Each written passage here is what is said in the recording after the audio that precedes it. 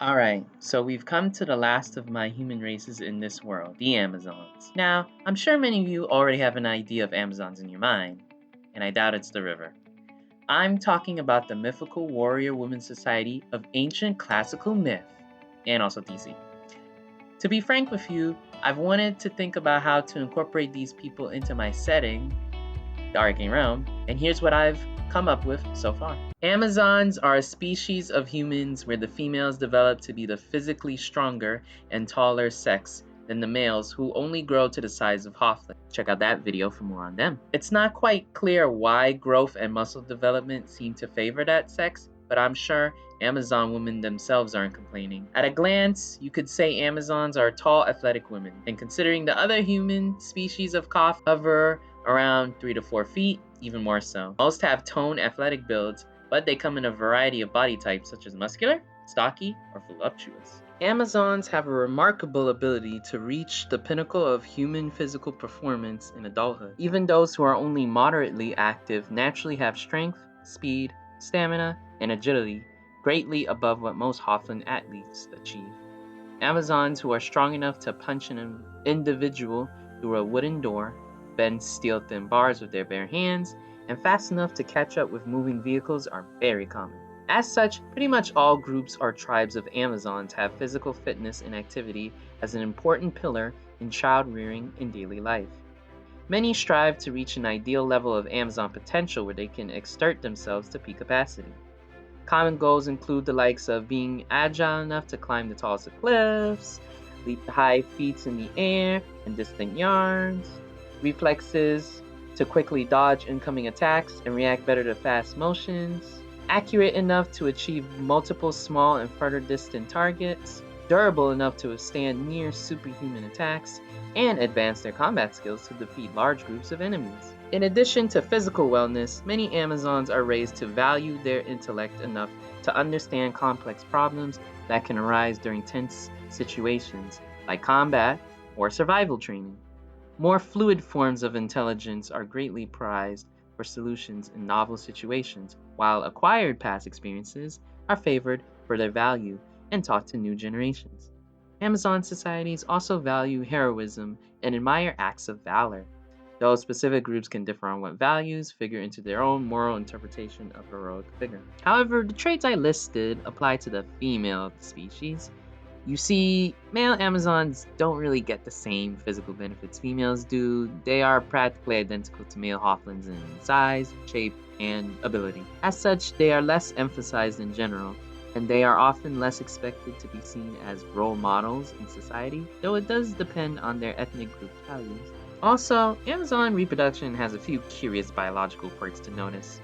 First is that Amazon births tend to favor females.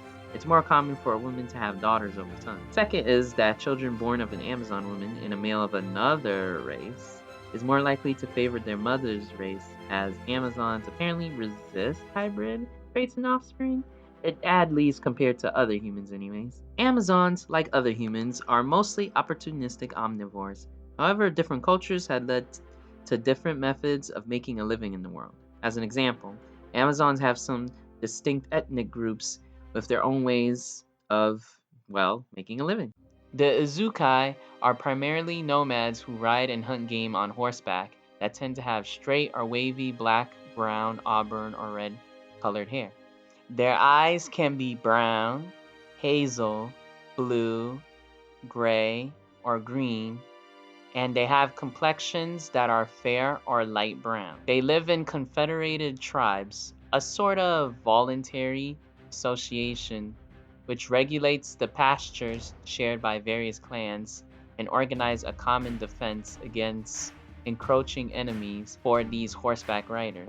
While their domesticated animal breeding greatly exceeds that of the settled societies, the pastoral economy also needs agricultural produce, and so their confederations developed either symbiotic or forced alliances with nearby sedentary peoples in exchange for animal produce and military protection. When it comes to combat, the Izukai traditionally prefer using bow and arrow on horseback with curved swords and use guerrilla warfare tactics, making them often hired as mercenaries on the steppes. The Minnow are Amazons who are known for curly or frizzy black hair, primarily brown eyes and dark brown skin. The society largely focuses on agriculture and crafts for local consumption. Until the development of palm oil, very little agricultural or craft goods were traded outside of their realm. Markets serve a key role in their kingdoms and are organized around a rotating cycle of 4 days with a different market each day. Agricultural work is largely decentralized and done by most families.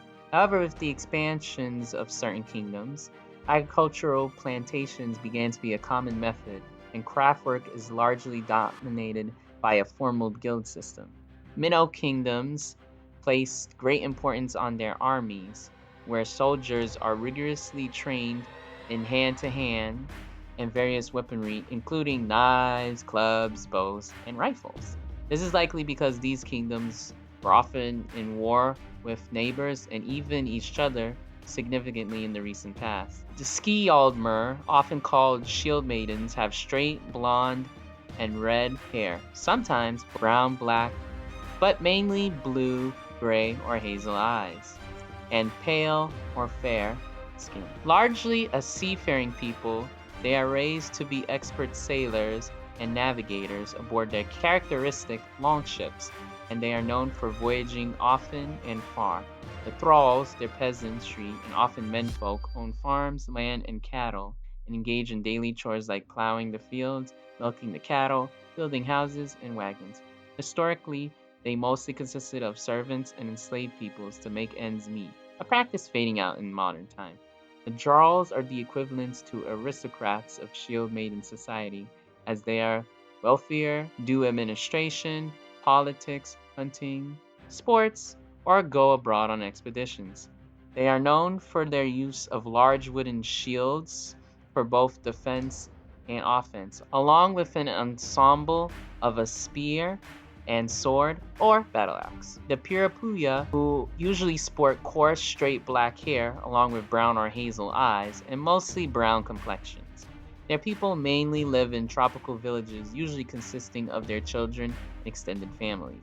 Villages vary in size, but usually contain about 50 to 400 people. Pirapuya are hunters, fishers, and horticulturalists that depend heavily on rainforest resources. They use slash and burn horticulture, grow or gather fruit, and hunt animals and fish. They also have a rich ritual and religious tradition focused upon sacred objects and substances along with the form of names, spells, songs, and chants. And finally, the Joshingun, Amazons with light skin and dark coarse hair, who embody martial values and loyalty. Generally speaking, the women were trained extensively in weapons training arts while men were tasked with the household, protecting it. The society retains elements of feudal relations as there are aristocratic Joshingun families that provide martial protection, while the majority lower classes generally provide sustenance through farming and often sideline as spies for various lords. Amazons have a legendary association with Hofflins, the race they are best described as frenemies. They have long seen the Hofflin lifestyle as stifling, especially toward their women, and the patriarchal system of most to be the root of their society's ills. This has led to multiple instances of Amazons uprooting Hofflin settlements either for symbolic liberation and revolution, to add to their members as their main source of extra labor or reproduction, or even resource and monetary gain. Amazons that have interacted with homins have an interesting fascination with them. Their natural athleticism and often more egalitarian and naturalistic views tend to be aligned closer with those of most Amazons. Their main clashes, if any, tend to be with the more aggressive or expansion-minded tribes of either side, though they otherwise are more likely to have respectful relations. Most Fae are regarded as largely not being on their radar due to having different cultural values and priorities. Female-only Fae like Lamias, Harpies, or Allurans have been honorary tribal members or fought against as competitors for limited male mates in various skirmishes. Amazons tend to leave most Henge races alone to their affairs. However, as most Amazon communities have hunters in some form, it is not uncommon for them to hunt some of the animals that can become Henge, which has led to animosity from those species. Of note is that some famous Amazon martial arts styles have movements based on certain Henge animal movements, so they owe some of their effectiveness to them in that regard. Amazons with strong spiritual values often have multiple rituals that pay tribute or respect to the spirits around them. Despite the differences between various tribes, all surprisingly have a shared origin myth related to various goddesses of old associated with warfare, though they vary in their level of veneration. But separate Amazon groups would have connections to region-specific spirits. For example, the Jin arguably have the most presence for the Izukai, as they were often encountered on their trade routes. So now to wrap up the Arcane Realm's take on Amazons. Amazons have a reputation of being tough women who value equal parts combat ability and the courage to face adversity. They tend to deal with other races on a self-determination, laissez-faire basis, unless they feel that their females are being mistreated, in which pillaging often ensues. Thank you for taking a look at this video describing another race that I made for my setting. Now that I've gone over the races in my setting that are related to humans, I'm going to be prepping for the more fantastical beings involved, as they would require even more involvement and, of course, speculation. Not to worry, as I have more content planned down the pipeline. You will likely see more videos broaden the scope to writing and research related to, well, world building. But thanks for watching this video, and don't forget to like, subscribe, and comment if you would want to see more from me on this channel. Until next time.